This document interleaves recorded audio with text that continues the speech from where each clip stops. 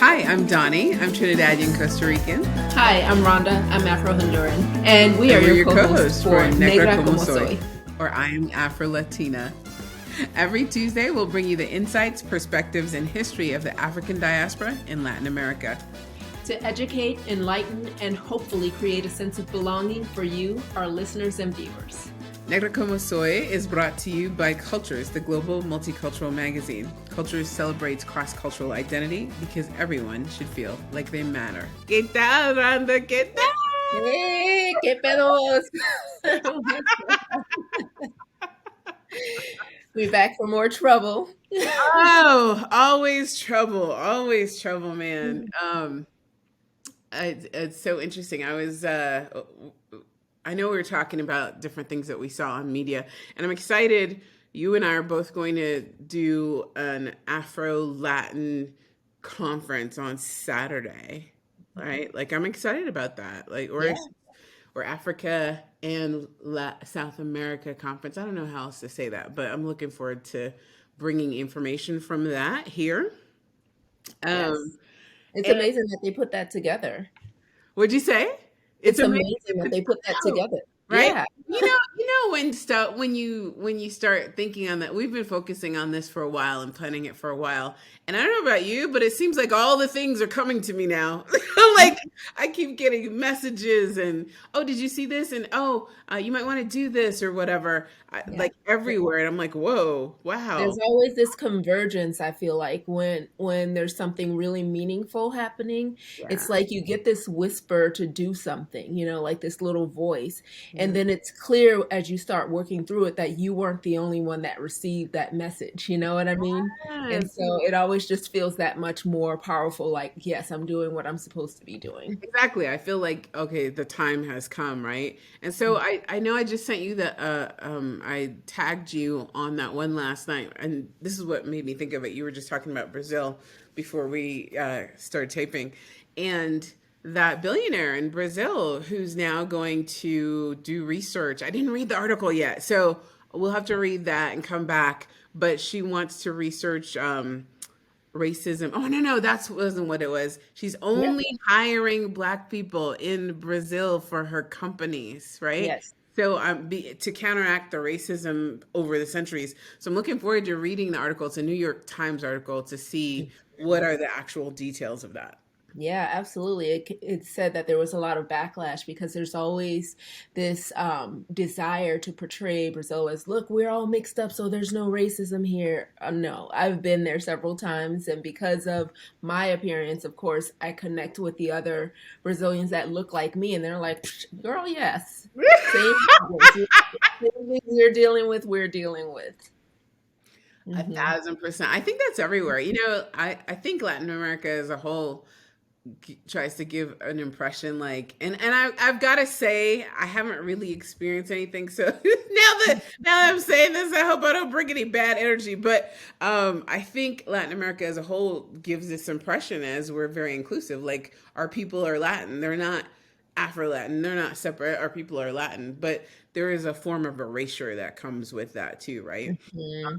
And I do think I was interviewed the other day, and the person was basically saying, we're talking about how in the United States, well, I'll give you the example. So one of my former staff members is from Kenya, and she went to this conference, and she came back to talk to me because we thought very much alike, right? I grew up internationally for the most part. I mean, the longer I have a career and the longer I stay rooted in the United States, I see those parts of me changing. Like, I'm becoming more U.S. all the time, right? And even when I travel now, I'm like, oh God, I can see it. I'm one of those people. I can see it happening. Okay, let's fix it up real quick. But anyway, I know that sounds bad, one of those people. But basically, I think as people from the U.S., we take that with us and sometimes forget that the brand that we've created for ourselves and tell us that we are like is not necessarily how we should go out into the world and treat other people. Right? Or even the customer service thing, other countries, if they saw what we do for customer service and our whole thing about the customer is always right, no, that does not fly in other places, right? So anyway, back to the story. So she came back and she had this sheet and it had a pie on it and it had all these identities, a woman, engineer or career, and they had all these racial identity, all these things, right? A list. And you're supposed to cut up the pie with the different parts of you that make up this pie that's yourself. And then you're supposed to put a percentage to it. So she came to me. I want to kind of say distraught because she was like, "What is happening? Like, why does everybody else think this way?" She's like, "Well, okay." So she brought me a blank one, and she's like, "Well, where black was one of the things." She's like, "Where would that be on your pie?" And I was like, "Well, it was all the way at the bottom of my pie, right?" And then she pulled hers out. She's so excited. She's like, "Me too." She's like, everybody, all the other people of color in the room, the largest piece of their pie and the top of their pie was their color or their race. And so you could see the effect it had on her. It was like, wait, I don't understand. Like, why am I so different? I also, our designer, Deanna, when she first started working for me in the United States, it was a similar thing. I remember watching because I was like, oh, I know what she's gonna go through. And I didn't say these words out loud to her. I just said it in my head. I'm like, I'm here for you. Like when the stuff comes, I'll be here when these realizations come, right? And it was similar. Like when she came to the United States, she was just Deanna from Mexico, and then she was in a group, and they were talking about people of color, and then the group turned to her and said, Deanna, how do you feel about when XYZ happens? And she was like, who are you talking to? Wait, that's a person of color? I think that's what she said. Yes. And I don't know what these things are that you're asking, these situations, and from my perspective of when they happen, because I'm just me, right? And so then to come here and then no longer just be you, be black you, right? Or in her case, Mexican you, right? So it's really interesting to see there is that, okay, we're all Latin, but then there's that, okay, but this is a piece of my identity. In that case, I think it's more like my heritage and my history that you just don't want to acknowledge because you want me to be like you, which is different than in the US, where your race, I feel often is your main identity rather than who you are as a person. Right? And that's even if you don't want it to be that way. You know what I mean? You can go about your life the way that this Kenyan woman was saying, where you have your whole picture of your pie and how you represent, and then you realize that's not how you're being received. It doesn't necessarily stay that way. You can express Right. yourself and it'll come out to people and they'll realize, oh no, this person isn't about our, labeling system, and Mm. they'll adjust, but then you become this other once Yes. you realize that you're not fitting into that kind of world or box that they want you to be in or expect you to be in. Yes. Because there's a training that happens, I think. And Yeah. it's not blatant, but there's a training that happens in this country that tells people that if you look like this, then these are the things that are assigned to you, and if you come from here, then these are the things that are assigned to you, and if you don't fit that, then people are like, wait, what's happening? I I'm don't. confused now. And yes, that's a very good way to put it. I'm confused now, and I don't know where to put this. I don't know where to put you. Like you do Mhm. not fit in my current assessment of what the world is. Yes. And even after you explain it and they say they get it, they still try to twist you into that world, right? So Mhm. the interview was I was being interviewed for a podcast, and actually it was so interesting because I mean, I've experienced this my whole life, and it's never really bothered me. Maybe because I do this work now, being editor in chief of cultures, it's like I'm in it all the time, and people are asking me for advice all the time, and people are sharing their experiences all the time. But and I'm saying that as maybe that's why this happened, but after I got off the phone, I was like, I was discombobulated. Like, well, so these were African Americans who did this too. They were like, we were talking about the whole TCK thing, and they really wanted to associate with it. And he said, well, I'm like this because I'm like, well, here's why that's different. That's actually not this definition in it. Oh, yeah, yeah. And this kind. And I'm like, well, that's there's another definition for that. I don't think they appreciated that. But I mean, these are just facts, right? Mm-hmm. So then in the end, it was like, oh, well, maybe you should be more self-reflective because we had talked about some childhood stories. I was like, oh, I never thought of that. He's like, oh, well, you said you never thought of that. So maybe you should think. I was like, what? Wait, no, I'm self-reflective all the time. I just don't think about my childhood every day.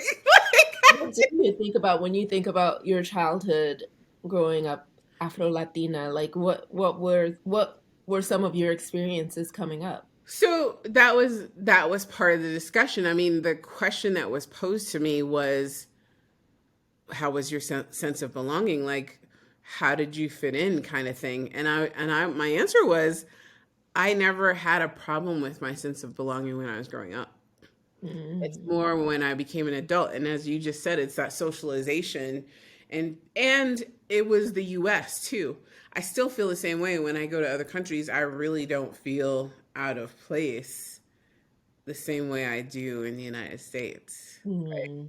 And again, only as an adult. It was after college and after I went to a predominantly white university, and there were only 200 black people at the time. But that's where my first culture shock came, because African American culture is so different than whatever other black cultures around the world. And so the expectation of how you should be, how you should dress, how you should speak, the food you should eat, to this day, people go out with me and then they'll be like, what's that crazy food you're eating? Like, that's too much for them. They turn up their Mm-hmm. face and stuff. And I'm like, what's wrong with you? Like, this is Yeah. normal food. Yeah. And I've had those experiences since childhood, and so I think I had a much earlier exposure to those concepts that you're bringing up because as I was growing up, especially I'm from New Orleans, right? I grew up in New Yes. Orleans, Yeah. which is a melting pot of different cultures anyway. And so it should be easier to kind of fit in because there are all these varying cultures, right? Mm. But there's still that expectation. And so I would get all the time, you talk funny. Where are you from? I'm like, I'm from here. Or Yeah. my mom would come in, and then it was definitely like, is your mama What? from Africa? Oh I'm like, my God. Oh um, my she's from Honduras. Oh, where's that in Africa? Like, it's actually like Central America, and they're like, there's black people there. I'm like, oh my god, I can see it. like the whole time. And then our food was weird, and my mom would have merengue or soca or punta, which is from Honduras, blasting from our house, and we could come home from school, and the other kids are like, "That's your house? What is that music? Yeah. What's that? What's that smell? What is your mom cooking in there?" So yeah, I get it. I had all of that too, but I think the difference for me, and we should probably tell everybody how we grew up, Mm, is that you were immersed in it much longer and for longer periods of time as a child, whereas I got to bounce out and go to other places. So my U.S. mm, immersion and exposure to people saying and doing those things didn't really come till college. mm-hmm. Yeah. That makes sense. Yeah, yeah. And at that point, and so I think that's why my sense of belonging wasn't necessarily disturbed, because I don't know that I felt like I had to belong. I knew I was different. So to the concept of us talking about how we grew up, I grew up uh I wasn't even a month old when I took my first international trip, and my first accent was Trinidadian. Went to Trinidad and Tobago, and then it went to Spain when I was very little. Then came back to the United States to New Mexico. That was the longest we'd stayed anywhere, is when we were in New Mexico. Then went back to Trinidad, then to New York City, then to Turkey, then to back to New York. New York was always our home base because that's where our family was. That's where our house was. I mean, we have family in Trinidad and Costa Rica too, but in the United States, that's where we always went back in between trips, and sometimes we stayed for a while, right? And it's so funny. One of the stories I told, that I often tell, is that as you get older, same thing we're talking about. People try to displace you. Oh, you're not that because da da da, or why aren't you this because how you look or how you sound or whatever. Mhm. And when I would tell people I was from New York, because for me it was always the last place I was. Where are you from? And I would say the last place that I was. But Mhm. then when it had been too long of a space of time from being that from that place, I would say New York because that's always what we went back to, right? And then they would always try to like displace me from that. Like, you're not really from New York. You know, they'll give you some question to test you or whatever. I'm like, I don't care. I don't need your test. I know this is where I'm from, right? And it doesn't, I'm not going to sit here and tell you the still whole story so you can tell me that I'm not from there. but, but yeah, it's just really interesting how for other people to understand who you are, they need you to fit into that box and they need the concept to fit into their box. Mhm. So how, oh, and I didn't finish, you know, I've had a few more countries and continents before I came to college, which was in Colorado.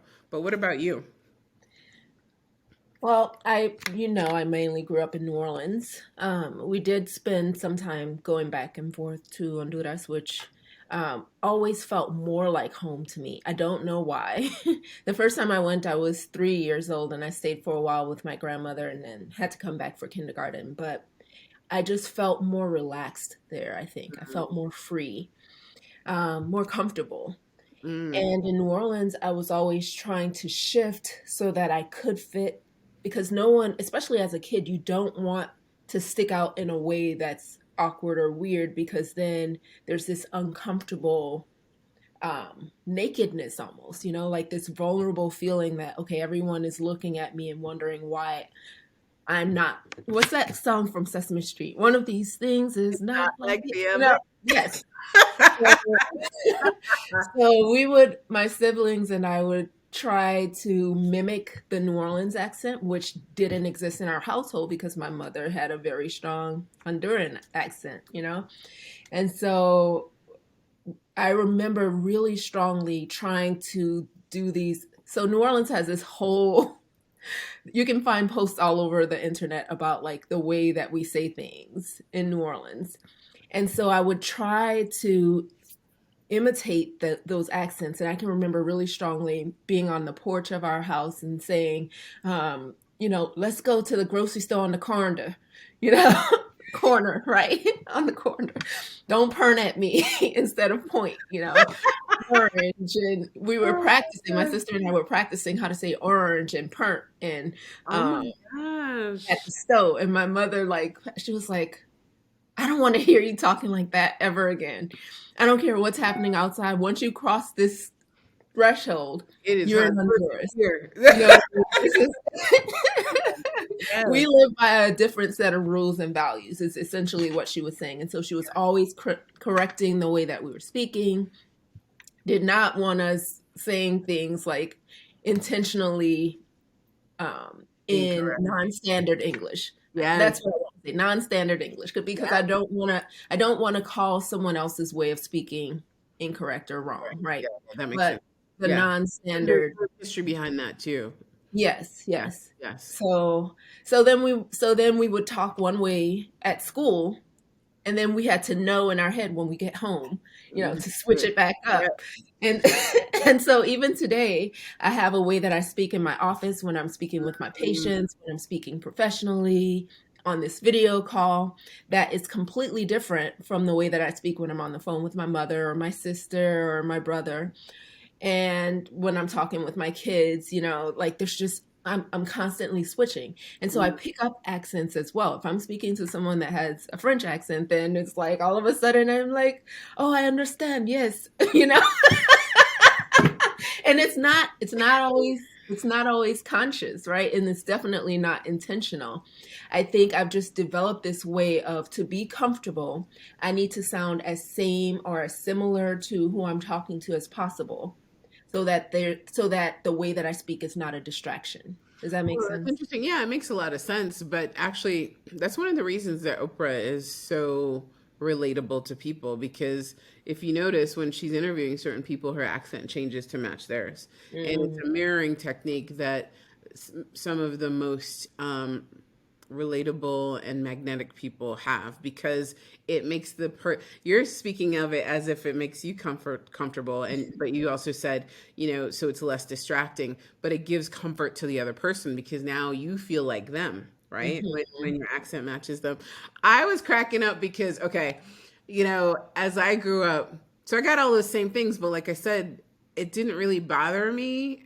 I was so proud of my heritage. Not saying that you weren't. I was so proud of my heritage, and I knew I was different. I was proud of being different. I just accepted it, right? Not every we talked about this before, third culture kid, which is what the definition is for me. So someone who's culturally fluid and globally mobile during their formative years, and usually because of a parent's occupation. Mine, in my case, was for many different reasons, but I knew I was different, and not every TCK has that grounding that I had for whatever reason, and I accepted it. And there's some that accept it so much that if you then, I've had it happen a few times where usually people get excited. I'm like, oh, there's a definition for that, and you introduce them to the concept, and there's other people like you, and they're so happy.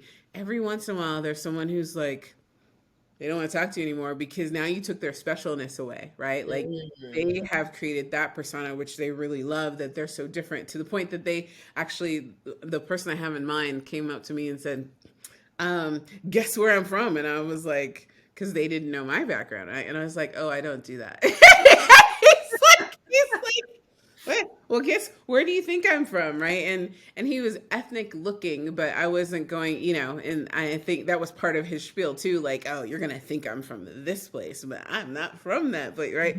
And and I'm like, see, I don't guess that even when people look obviously from one place or another because of my background, and it's like this. And so I never know, and I never assume until someone tells me, right? He Mhm. didn't like that answer because again, that took his specialness away, right? He had Mhm. developed this persona and this way of being and introducing himself to people that instantly put him on a different level, and that's how he felt comfortable. And that was the first time I'd run into someone who, I was so excited because I was like, oh, you're a TCK, let me tell you about it. And he was just like, I don't want to talk to you anymore. I think we both use this term comfort like a lot in this episode. And I think that essentially it comes down to like people at an early age create a foundation from which to build their perspective of the world. And so earlier when we were talking about like people assigning you and then you don't fit it, that throws off their foundation. Like, how do I then ground myself to be able to see the world in a way that I can understand it if you're shifting these things that have been Mhm. built into my foundation as what is? You know what I mean? What's So real? interesting. I had this conversation with my class, my university class that I teach, about this on just the other day. And it was about how to clear your slate so you can fully understand the concepts that were going to come at you. And I gave them 4 buckets of types of people that typically take the class, and I asked them, which of these buckets do you think does really well in this class? And um and they picked two. Again, it's kind of like the guy, oh, where do you think I'm from? They picked two that seem very obvious. One person said, this feels like a trick question. I'm like, it's not a trick question. I mean, it kind of is, because their answers in the end, I was like, all of you are wrong. But there were 4 buckets, and the one that is what people would think would never accept these concepts or understand is the one that does the best. And my message to them was, because this particular bucket of person comes in like, I have no idea. Like, I'm clueless. I don't know what you want. I don't know what you're talking about. I don't know anybody people like this. Somebody help me. And so because of that, they literally are laid bare and they absorb everything, and then they try really hard, and they're always concerned that they're not doing it well, that they're not getting it. But along the way, they're actually getting it. Versus Mm-hmm. people who think they're part of the community, or that they get it, or that they've been marginalized or underserved for, or oppressed for a lot of their own experience. So they think, oh, I'm going to understand what you're talking about. And then they bend the concepts to fit what they already know, right? Mm-hmm. It's really interesting. And when you talk about people wanting to, they want to have that foundation, right? and feel, they're intelligent. It's like, wait, I can get this. And oh yeah, I think partially too, certain people may stop listening because they think they get it already, right? Hmm. You're like me, you look like me, so nothing you're telling me is going to be surprising. But Hmm. once they get surprised, they revert right back. Whoop. Okay, we'll put it in this box over here. Meanwhile, you're like this, trying to fit their, trying to fit their definition in this twisted up box. It takes a certain amount of being able to let go and surrender, though, to allow yourself that clean slate to Mhm. learn in a different way. And I find, especially practicing from this holistic perspective that I do, that so many people in this country have a huge issue with letting go, like that surrender, because then there's a fear, I think, that comes along with just letting everything that you have go. Who am I then? What does anything mean then if I don't hold on to these things? And Country meaning the United States, right? meaning that and all everything that comes along with coming from here, like From that the United States. grounding and what your perspective is. If you let I just that want to be go, clear which country we're talking about. The United States. United States. I'm talking specifically about the United States because that's where we are, and for me, that's where my greatest experience is. Even though I've traveled, like my greatest experience is here and with people that are here. And I think that when people have come from other countries to the United States, they already have a certain level of surrender because they were able to get up from where they were and go and live somewhere else. How many Americans are able to surrender in that way, where they'll leave everything that they know behind to go and live in another country? There's not a huge population of expats unless it's work related because there's not that same ability to just surrender, let go, and go start again. You know what I mean? Yes, historically, and there's a lot more now. I mean, because 300, as of 2018, 328 million people live outside of their passport countries. A huge chunk of those are expats. So there are people who are like that. From And the US though? Are they from in that number? What yeah, percentage is so in a the huge, US? I mean, I'm not going to break it down there, but there's a lot of U.S. expats, Mhm. is what I'm saying. And which leads to the next thing is often though they bring that US-ness. That's kind of what I was saying in the beginning, right? For Mhm. me, I actually have, when we talk about comfort, I have a difficult time being in US expat communities because I really don't want to have a little United States experience in another country. I'm in Mhm. another country to feed my soul with that country's experience, right? And often in expat communities, the majority of the people there bring their experiences from wherever they are and create a little bubble that feels like home, but with the advantages of the new place, right? But then they haven't really surrendered if they're doing that. They've just picked up everything and brought it somewhere else. Yes. And people from other countries coming to the US aren't necessarily able to do that all the time Yeah, because the yeah. culture is so strong here. You can try, you can have little Chinatown, you can have a little village that is all people moving from Mexico. But for the most part, you can't create that in the same way as people leaving from countries like the US and going other places are able to do that. And so Yes. they're still not quite surrendering. Yeah. And that's my point. When we first started this episode, that's what I see a lot when I see people from the US traveling is we're taking ourselves there. And of course, whomever you are, you're always going to take yourself where you're going. Mhm. But you hit it on the head with that whole surrender term. You're taking yourself there and you're also not necessarily surrendering to the new place to which you're going. Mhm. Right. So yeah, it's interesting, and then it affects what you're talking about. Your upbringing is very much cross cultural. There's so many students and people in general that I speak with where when you come home, it is not, you are not your friends out here. I know my little brothers, my older brother and I, we have a very wide expanse between us and then our little brothers. Our little brothers grew up internationally as well, but very little compared to their U.S. experience. So they're very much U.S. people with with family from other places, right?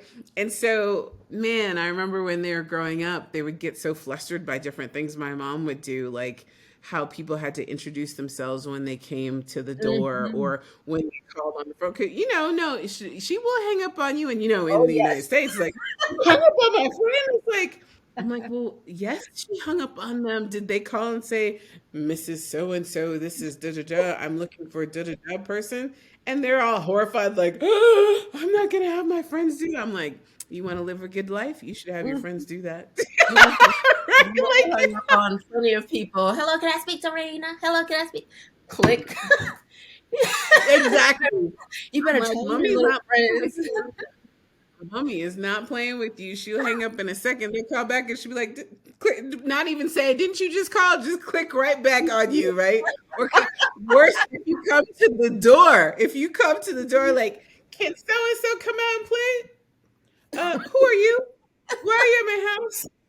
Yeah. So you need to properly introduce, and I told them this. They need to introduce themselves, let them know, let her know that they're your friend, and you would like them to come in the door and possibly come out and play. And then she might be a little genial at that point, you know. It's Yes, like I you do don't own this house. You don't come here telling me what to do. You want my son to come play? What? know.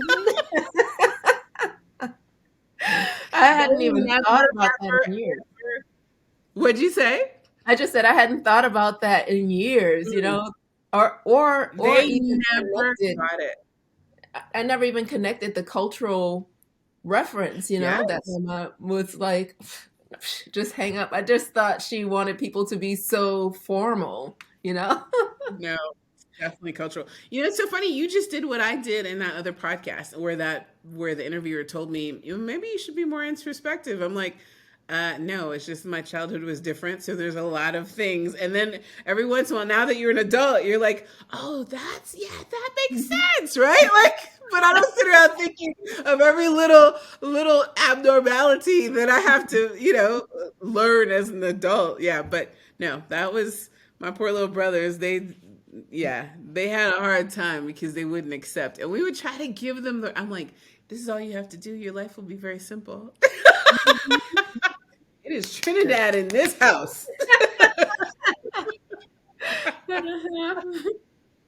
Oh my gosh, so funny. Well, awesome. Thank you so much. Again, always love chatting. I think this was a good conversation, and I'm looking forward to our upcoming episodes. We'll have this same conversation about the movie Encanto. No. Yes. I'll be back in Colombia. I was just in Colombia for a few months, and I'll be back actually in a couple of weeks. And so we'll be talking to one of my friends from Peru who is in Colombia at the moment and also works for Disney. So looking forward to hearing what she has to say about the movie. I love And it's going to be great as we talk about immersion and surrender and all that great stuff.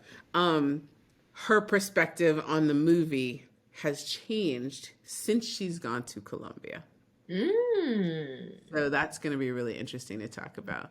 And then Yeah. we'll also talk to someone who her whole life thought she was Afro-Latina and then found out recently through the DNA testing that we do now that that's not necessarily true. And then what do you do when a big huge part of your identity switches overnight? Yeah, those DNA tests are really shaking up some family trees. Right? It really brings to light the amount of shame. This goes back to what you were saying about that cultural blocks. That's the social box that we're told to be in, right? And people because of shame not doing that. Well, I don't know if it's always because of shame, but a lot of times I feel because I don't know about you, but in Caribbean families, remember the last episode when we talked about my dad and how all this came about? And I said, "Oh, my stepmother is not going to like me talking about this because in Caribbean families, you don't tell your business. Mhm.